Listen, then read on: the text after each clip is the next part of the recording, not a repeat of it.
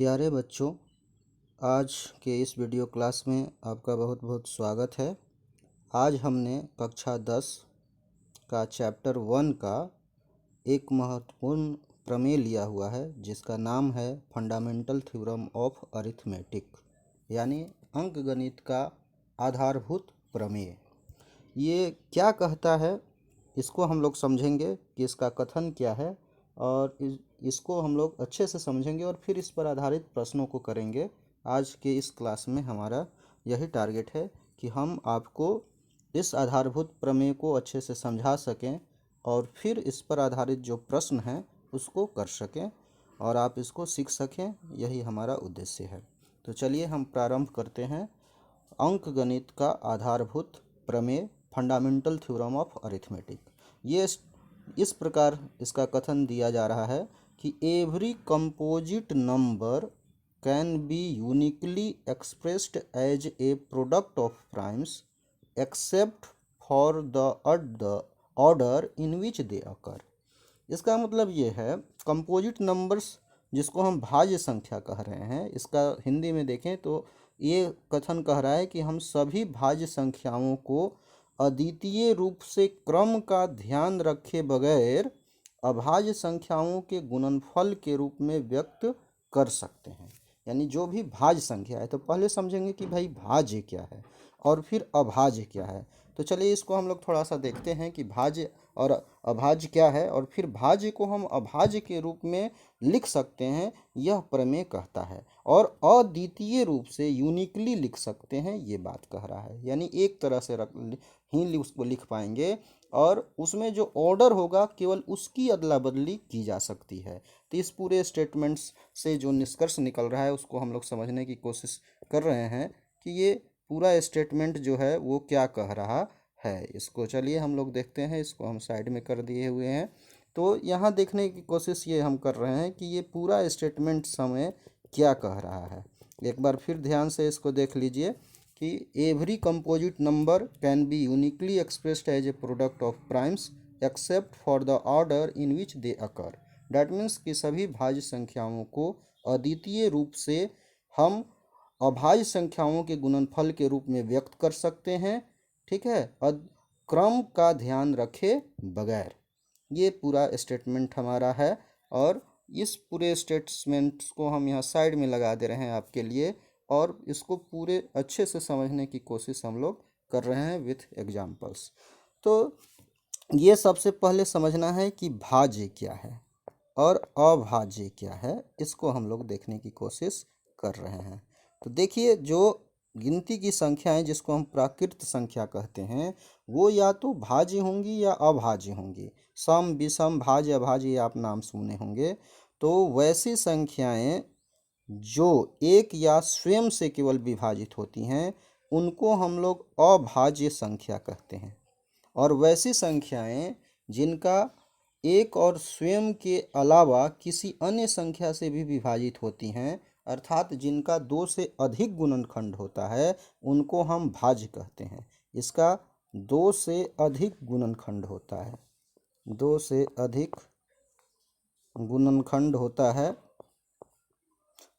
आपका उससे विभाज्य होती हैं, और इसका केवल 2 ही गुणनखंड होता है। 2 गुणनखंड, एक होता है और दूसरा जो है स्वयं होते हैं। 2 गुणनखंड इसके होते हैं।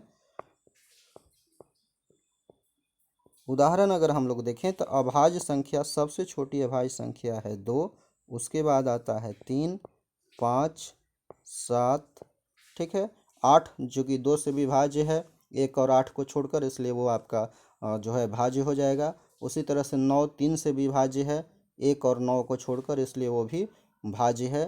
तो 9 10 नहीं आएगा, 11 आएगा, फिर 13, इस तरह से फिर 17, इस तरह से आपका ये बढ़ता जाता है। 19, 20, 21 भाज्य हो जाएंगे, 21 भी भाज्य हो जाएगा, 22 भी भाज्य है, 23, फिर 29, इस तरह से ये बढ़ता जाता है।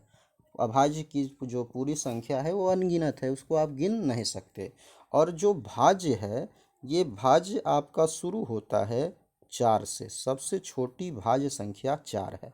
क्योंकि एक से बड़ी भाज्य संख्या की बात हम करते हैं। एक भाज्य संख्या नहीं है, न ही अभाज्य है, न ही भाज्य है, न तो प्राइम है और न ही कंपोजिट है। कौन? One. One is not prime, not composite. ठीक है, कुछ भी नहीं है ये। तो ये 4 सबसे छोटा भाज्य है। 4 के बाद आता है हम लोगों का आपका 5। तो यहाँ देख रहे हैं कि ये आपका अभाज्य हो गया है, तो 6 आएगा, 6। उसके बाद आपका है 6 के बाद 8 लिख सकते हैं, 8 आएगा। 8 के बाद आपका जो है 9, 10, 12, इस तरह से बहुत सारे आते हैं। दोनों की जो भाज्य और अभाज्य दोनों की संख्या जो है अनगिनत है।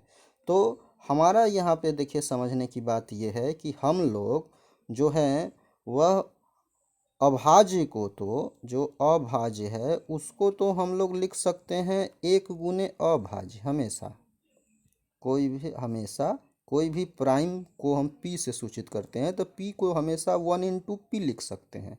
तो इसमें कोई प्रॉब्लम नहीं है, ये तो प्राइम का गुणनफल के रूप में लिखा ही जा रहा है। अब देखिए, क्योंकि वो खुद अभाज्य है इसलिए कोई उसमें प्रॉब्लम है नहीं।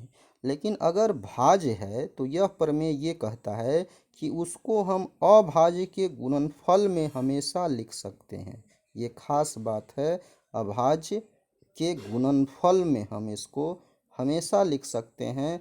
खास बात इस प्रमेय का यही है। और जो अभाज्य के गुणनफल में हम लिखेंगे, इसमें केवल क्रम की अदला बदली संभव होगी।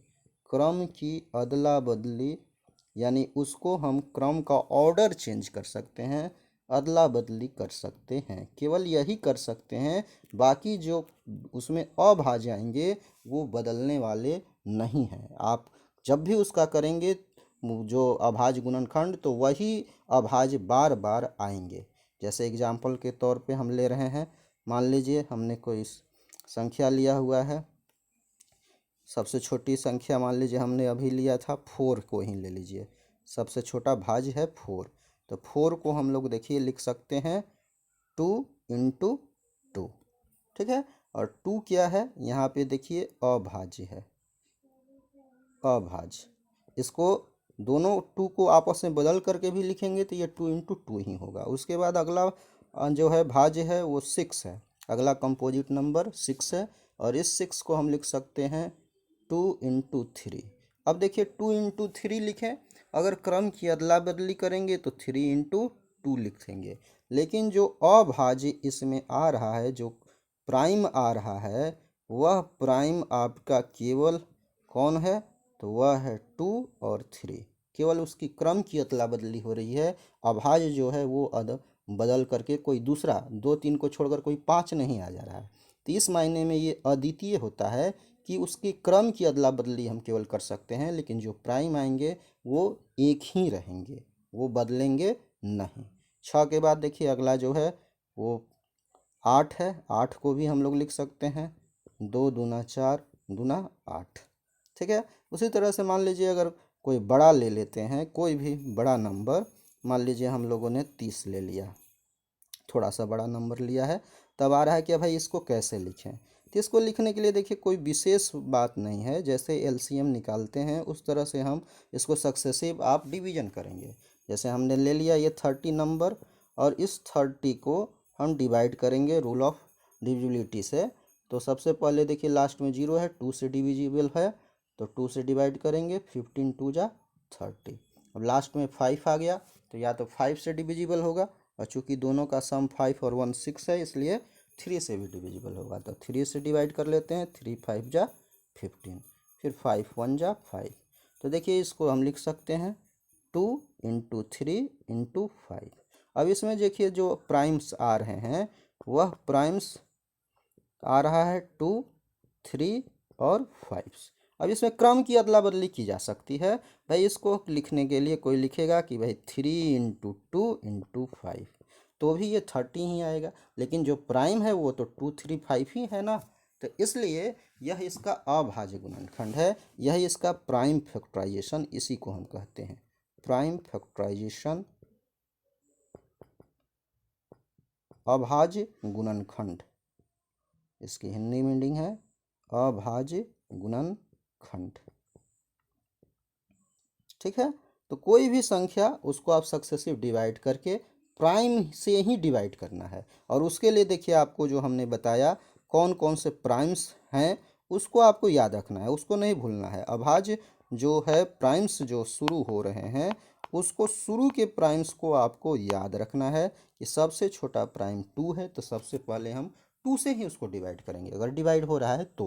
2 के बाद फिर 3 से, 3 के बाद 5 से, 5 के बाद 7 से, उसके बाद 11 से, फिर 13 से, इस तरह से हम डिवाइड करेंगे। इनके बीच जो है अब हमको 4 से, 6 से, 10 से इससे डिवाइड करने की ज़रूरत नहीं है क्योंकि इस 4 को तो हम 2 इंटू 2 लिख ही सकते हैं। तो ये प्राइम से ही हम डिवाइड करते हैं। 13 के बाद आपका मान लीजिए आता है 17 आता है, 19 आता है 23 है, 29 है। ये प्राइम से ही आपको डिवाइड करना होता है और उसके प्रोडक्ट के रूप में हम अगर लिख देते हैं तो उसी को हम लोग फैक्टराइजेशन या उसका गुणनखंड कहते हैं।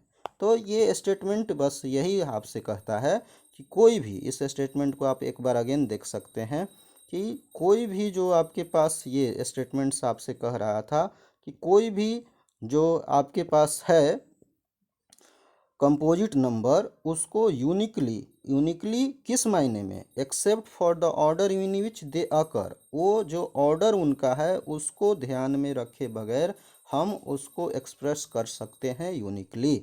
ठीक है, यानी जो भी भाज्य संख्याएं हैं उनको अभाज्य संख्याओं के गुणनफल के रूप में लिखा जा सकता है। यह कथन कहता है अंकगणित का आधारभूत प्रमेय, that means fundamental theorem of arithmetic.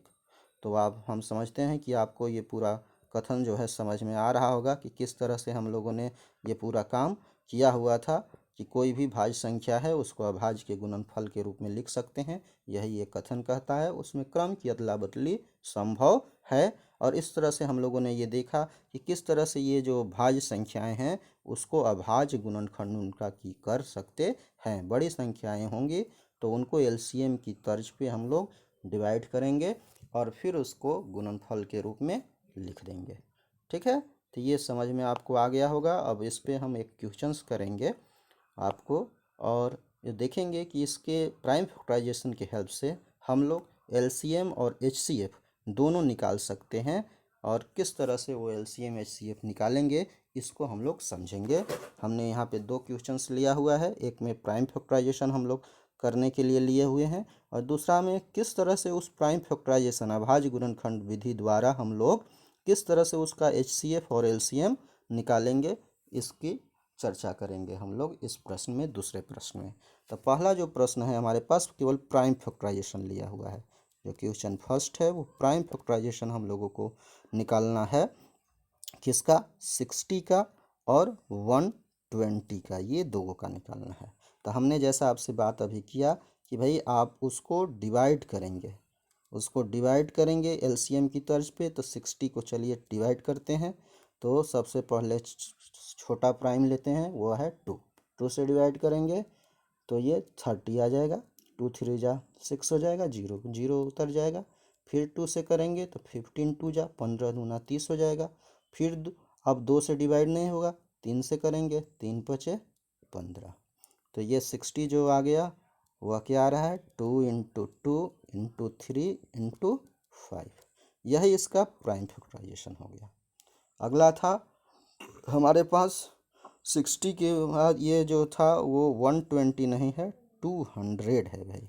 अगर 120 रहता तो ये अगर सही रहता तो इसमें एक और 2 से मल्टीप्लाई हो जाता क्योंकि 62 जा 120 यानी 2 3 बार आ जाता भाई, फिर 3 आता, फिर 5। अब 200 का करना है तो 200 को देख लेते हैं, इसको डिवाइड करेंगे 2 से तो 100, फिर 2 से डिवाइड करेंगे तो 50 आ जाएगा, फिर 2 से डिवाइड करेंगे तो यहाँ पे हम लोगों को मिलेगा 25, 2 जा 50 हो जाएगा। अब 5 से 5 5 जा 25 आ जाएगा ये। तो इसको हम लोग लिख देंगे उसी तरह से। देखिए 2 आ गया है 3 बार तो 2 इंटू 2 इंटू 2 और फिर 5 इंटू 5 ये आ गया। इसको हम लोग चाहें तो 2, जैसे देखिए 3 बार आया हुआ है तो इसको 2 का पावर 3 भी लिख सकते हैं, और 5 2 बार आया है तो 5 का पावर 2 भी लिख सकते हैं। तो ये इसका प्राइम फैक्टराइजेशन है और ये 60 का प्राइम फैक्टराइजेशन है। यहाँ पे देखिए प्राइम रिपीट भी कर सकता है, तो यहाँ पे 2 प्राइम जो है 3 बार आया हुआ है और 5 जो प्राइम है वो 2 बार आया हुआ है। तो ये इसका प्राइम फैक्टराइजेशन है। अब देखिए इस प्राइम फैक्टराइजेशन की मदद से हम लोग एलसीएम और एचसीएफ भी संख्याओं का निकाल सकते हैं। अब उसको कैसे निकालते हैं, इसके लिए देखिए हम लोगों ने अगला क्वेश्चन लिया है कि यूजिंग प्राइम फैक्टराइजेशन अभाज्य गुणनखंड विधि द्वारा find HCF and LCM. HCF और एचसीएफ निकालें। पहला जो संख्या लिया हुआ है वो लिया हुआ है 36 और 84। तो चलिए देखते हैं 36 और 84 का हम लोग एचसीएफ और एलसीएम कैसे निकालेंगे। ठीक है, क्वेश्चन 2 का पहला लिया हुआ है हम लोगों ने फर्स्ट पार्ट। तो ये फर्स्ट पार्ट हम लोगों का है 36 एंड 84। ये हमारे पास है, देख लीजिए, ये था आपके पास 36 84 और दूसरा एक लिए हैं 144 और 198। तो चलिए इसको करते हैं। सबसे पहले इसका अभाज्य गुणनखंड करना होगा। 36 का करते हैं तो 36 को हम लोग को डिवाइड करना होगा, तो 2 से करेंगे तो 18 आ जाएगा। 18 2 जा 36, फिर 2 से करेंगे तो 9 2 जा 18, 9 दूना 18 हो रहा है। फिर अब 3 से इसको करेंगे तो 3 3 के 9 हो जाएगा भाई। तो जिसका प्राइम फैक्टराइजेशन आ गया हम लोगों के पास 2 इंटू 2 इंटू 3 इंटू 3। अगला है 84।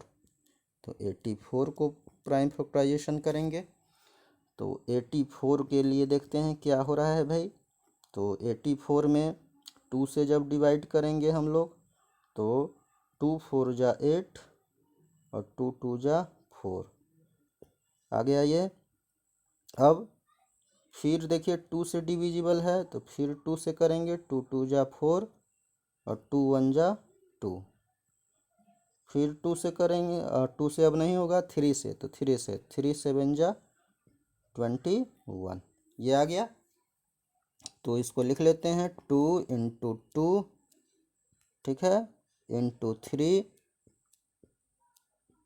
इंटू 7। ये आ गया। अब देखिए एलसीएम के लिए क्या करना है, आपको ध्यान किस बात का रखना है, और एचसीएफ के लिए आपको किस तरह से चुनना है उसको ध्यान रखना है। तो सबसे पहले एचसीएफ की ही चर्चा कर लें। तो एचसीएफ में देखिए एचसीएफ का मतलब होता है हाईएस्ट कॉमन फैक्टर, मतलब सबसे बड़ा सार्व जो है वह गुणनखंड। तो सबसे बड़ा सार्व गुणनखंड मतलब ऐसा गुणनखंड जो दोनों में मौजूद हो। सार्व मतलब उभयनिष्ठ हो, कॉमन हो। तो हमको वो सबसे बड़ा गुणनखंड ढूंढना है जो दोनों को डिवाइड करता हो। ठीक है, तो इसके लिए आपको दोनों में देखना होगा कि कौन कौन फैक्टर, कौन कौन जो है वो फैक्टर जो हैं वो दोनों में कॉमन हैं। तो दोनों में देखिए ये 2 कॉमन है, ये 2 कॉमन है एक, तो ये 2 हमने लिख लिया। अगला 2, एक और 2 देखिए ये कॉमन है, तो ये भी 2 हमने लिख लिया। दोनों में मौजूद है, देखें तो ये इस तरह से एक 2 कॉमन है और ये दूसरा 2 कॉमन है। तो 2 इंटू 2, दोनों में 3 भी कॉमन है तो 3 भी आ जाएगा। इसको मल्टीप्लाई कर लेंगे तो एचसीएफ मिल जाएगा। 2 2 जा 4, 3 जा 12। और देखें तो ये छोटा नंबर हम लोगों ने लिखा हुआ है। आप देखें तो 12 जो है ये 12, तो 12 तिया 36 होता है और 12 सते 84 होता है। ठीक है, यानी 12 ही वो सबसे बड़ा संख्या है जो 36 और 84 दोनों को विभाजित करता है। इसलिए जो 12 है वो इसका एचसीएफ है। ठीक है, क्योंकि एचसीएफ का यही मतलब है हाईएस्ट कॉमन फैक्टर, सबसे बड़ा जो है उभयनिष्ठ गुणनखंड, यानी सबसे बड़ा गुणनखंड जो दोनों को विभाजित करता है, और वह 12 है, इसीलिए एचसीएफ 12 है। और उसको निकालने के लिए आपको दोनों का गुणनखंड कर लेना है और जो दोनों में उभयनिष्ठ जो फैक्टर हैं उनको आपस में मल्टीप्लाई कर देना है। और अब देखते हैं कि एलसीएम के लिए क्या करना है भाई। तो एलसीएम के लिए आपको सारे प्राइम्स लेने हैं। ध्यान रखना है, क्या बोल रहे हैं, आपको सारे प्राइम्स लेने हैं और हर एक प्राइम का, ठीक है, हर एक प्राइम का आपको जो है वो हाईएस्ट डिग्री लेना है, सबसे बड़ी घात लेना है जो किसी भी संख्या में मौजूद हो, चाहे इसके फैक्टराइजेशन में मौजूद हो चाहे इसके फैक्टराइजेशन में मौजूद हो। आपको सबसे बड़ी घात लेना है, यानी सबसे अधिक बार जिसमें आया है। जैसे देखिए यहाँ पे दो है, तो दो पहले में भी 2 बार आया है, दूसरे में भी 2 बार आया है, इसलिए 2 अधिकतम कितनी बार आया है, तो 2 बार, तो इसलिए इसको 2 बार गुना कर लेंगे। अब लेंगे 3, तो 3 देखिए पहले में 2 बार आया है और दूसरे में 1 बार आया है, तो अधिकतम कितनी बार आया है भाई, तो 2 बार, इसलिए इसको हम लोग लिखेंगे 3 को 2 बार लिखेंगे, क्योंकि अधिकतम 3 जो है पहले में 2 बार आया हुआ है। अब फिर अगला कौन प्राइम बचा है, तो 7, 7 इसमें नहीं आया है, इसमें कितनी बार आया है, 1 बार आया है, इसलिए 7, और इसको आपस में मल्टीप्लाई कर देंगे तो हम लोगों को एलसीएम निकल जाएगा, जो आ रहा है 2 2 जा 4, 3 जा 12, 12 3 जा 36, ये 36 आ गया, और 36 इंटू कितना आ रहा है, ये एक 7, तो इंटू 7, और ये देखिए गुना कर दीजिए, 7 छक कितना होता है 42, 42, 7 6 जा तो 42 का 2, 4 आ गया, और 7 3 जा 21 और 4 25, तो ये आ गया 252। ठीक है, तो इसका एलसीएम 252 आ गया और एचसीएफ 12 आ गया।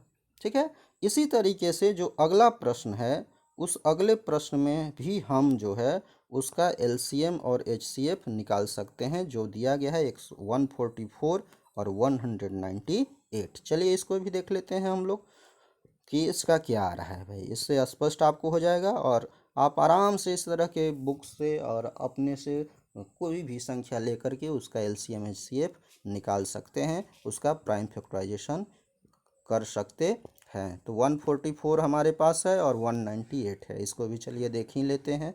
तो 144 जो दूसरा है 144 है और 198 है, ये दो संख्याएं हैं हम लोगों के पास। तो 144 का प्राइम फैक्टराइजेशन करते हैं,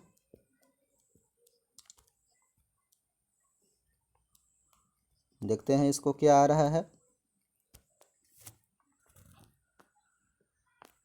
2 से डिवाइड करते हैं तो 7 2 जा 14, 7 2 2 जा 4, फिर 2 से करेंगे तो 3 2 जा 6 और 6 2 जा 12, 36 आ जाएगा। ऐसे भी 36 दूना 72 हो रहा है।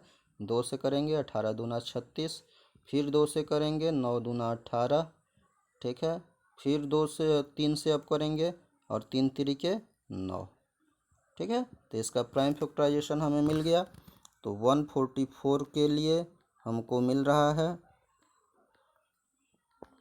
2 कितनी बार आया, 2 और 2 4 बार, तो 4 बार मल्टीप्लाई कर देते हैं, और यहाँ पे 3 कितनी बार आया, 2 बार। इसको चाहें तो आप ऐसे भी लिख सकते हैं कि 2 भाई 4 बार आया है और 3 2 बार आया हुआ है, ठीक है। अब दूसरा है 198, इसको भी डिवाइड करके उस तरह से प्राइम फैक्टराइजेशन हम लोग कर लेते हैं।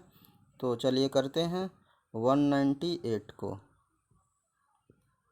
198 भी लास्ट में 8 है इसलिए 2 से डिविजिबल, 2 से भाग करिए, 2 9 18, एक बच गया, फिर 18 आएगा, 2 9 18, ठीक है। अब देखिए फिर ये 99 हो गया, अब भाई लास्ट में 9 है, 2 से डिविजिबल नहीं होगा, 9 9 18 हो रहा है, सम 18 है जो 3 से विभाज्य है इसलिए 3 से विभाज्य, तो 3 से भाग करते हैं, 3 तिरिके 9, 3 तिरिके 9, फिर 3 से भाग करते हैं, एकम एकम 11 तिया 33 हो रहा है। तो इस तरह से हमको ये मिल गया 2 गुने 3 गुने 3 गुने 11। अब एलसीएम देखते हैं, तो एलसीएम क्या होगा, देखिए हमने कहा है एलसीएम में कि सारे अब जो है प्राइम्स आएंगे, सारे अभाज्य आएंगे और उनकी सबसे बड़ी घात आएगी, चाहे वो दिए गए संख्याओं में से किसी एक में होना चाहिए। तो यहाँ पे 2 का घात 4 है, यहाँ 2 का घात 1 है, तो 2 का अधिकतम घात कितना आया है 4, तो यही हम लोग लेंगे। ठीक है, 4 बार अधिकतम आया है, गुने 3 कितनी बार अधिकतम आया है, यहाँ भी 2 बार, यहाँ भी 2 बार, तो 3 2 बार, और फिर 11 आया है, 11 एक बार आया है, तो एक बार। इसको गुना कर दीजिएगा तो इसका एलसीएम हो जाएगा। एचसीएफ के लिए क्या करना है भाई, तो एचसीएफ के लिए हम लोगों को देखना है कि दोनों में मौजूद होना चाहिए। तो यहाँ देखिए इस 198 में 2 एक ही बार आया है, यहाँ 4 बार, तो दोनों में कितनी बार आया भाई, तो दोनों में तो एक ही बार आया। 3 यहाँ 2 बार आया है, यहाँ भी 2 बार, यानी 3 2 बार दोनों में मौजूद है, इसलिए ले लेंगे। और 11 भाई एक में है लेकिन दूसरे में नहीं है, इसलिए नहीं लेंगे। अब इसको मल्टीप्लाई कर दीजिए, 2 तिया 6 3 18, तो ये 18 जो है इसका एचसीएफ हो गया। ठीक है, समझ में आ रहा होगा। अब यहाँ पे देखिए एक महत्वपूर्ण फैक्ट्स हम निकालने की कोशिश कर रहे हैं कि एलसीएम एचसीएफ का प्रोडक्ट करें और संख्या नंबर्स का, जो नंबर्स दिए गए हैं संख्या, उनका प्रोडक्ट करें, उनका गुणनफल करें, तो क्या हो रहा है। एक तरफ हम लोग निकालने की कोशिश कर रहे हैं कि एक तरफ हम लोग ले रहे हैं कि एचसीएफ इंटू एलसीएम, और एक तरफ ले रहे हैं जो संख्या दी गई है उसको, दोनों को ले रहे हैं, वो क्या आ रहा है। ठीक है, ये बराबर अभी होगा कि नहीं होगा ये नहीं कह सकते, इसलिए दोनों को हम लोग अलग ले रहे हैं। ठीक है, तो चलते हैं H C F into L C M करते हैं क्या आ रहा है। पहला वाला जो H C F L C M अभी हम निकाले हैं उसको देखने की कोशिश करें। तो देखिए क्या पहला में भी हम लोगों का आया था, पहले वाले में एल सी एम 252 आया था और एच सी एफ 12 आया था, और जो नंबर्स थे वो नंबर्स हमारे पास थे 36 और 84, तो दोनों को ले रहे हैं। 36 84 नंबर्स था और एलसीएम 252 और ये 12, तो 252 इंटू 12 यहाँ आ जाएगा। 252 एलसीएम था, ये 12 था, और संख्या था एक वो 36 और एक ठो था 84। अब देखते हैं कि गुणों को गुना करके, तो यहाँ पे देखते हैं 12 दूना 24 का 4 हासिल हो गया 2, 12 25 60 और 2 62 का 2। ठीक है, 6 आ गया, 12 दूना 24 और 6 6, 24 और 6 जो है 6 आपका 30 दे देगा, तो ये आ गया 30 24। इधर भी गुना करते हैं। ठीक है, तो देखिए एक शॉर्ट ट्रिक भी आपको मैं बता रहा हूँ कैसे गुना कर सकते हैं इसको। अगर जैसे 2 अंकों का अगर आपको करना है तो यहीं पे थोड़ा सा आपको देखिए ट्रिक बताने की कोशिश मैं कर रहा हूँ कि ये 36 है और ये 84 है, 36 84।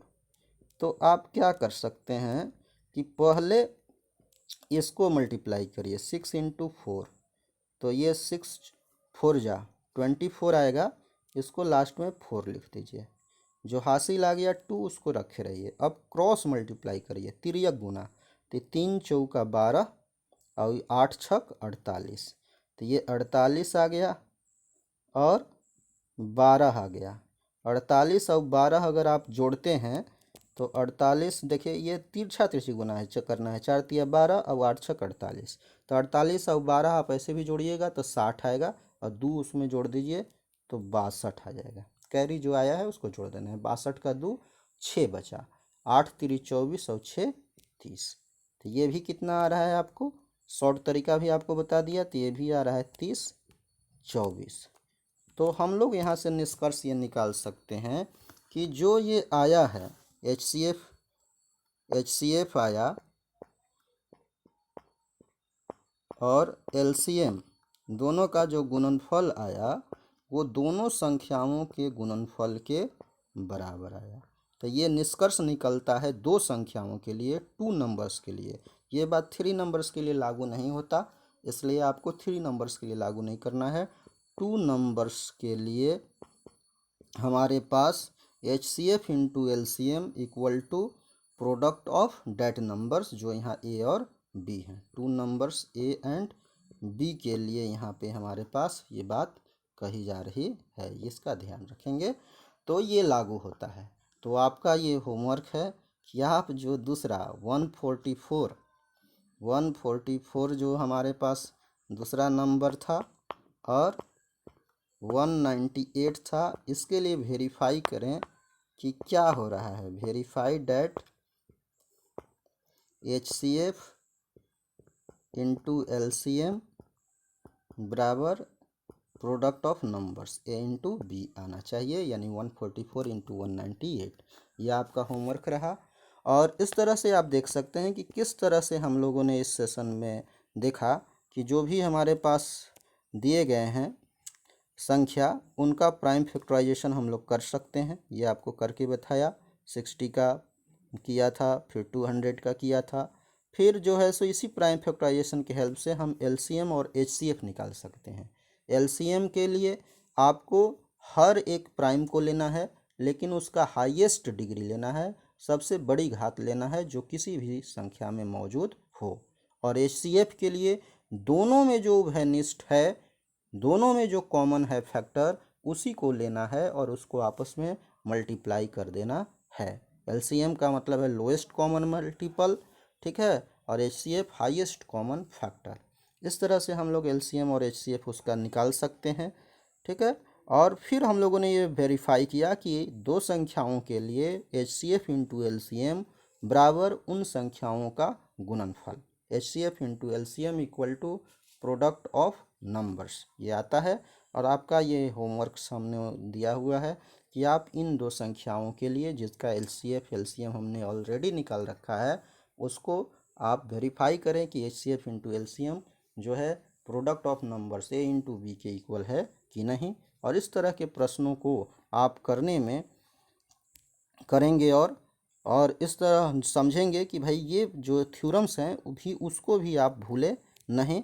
ये जो थ्योरम आपका था, क्योंकि ये थ्योरम्स कहीं भी यूज किया जा सकता है। और ये देखिए लिखा हुआ है कि अरिथमेटिक फंडामेंटल थ्योरम है, अरिथमेटिक का अंकगणित का आधारभूत प्रमेय है, इसलिए आप इसको ज़रूर याद रखेंगे। ठीक है, थैंक्स टू वॉच।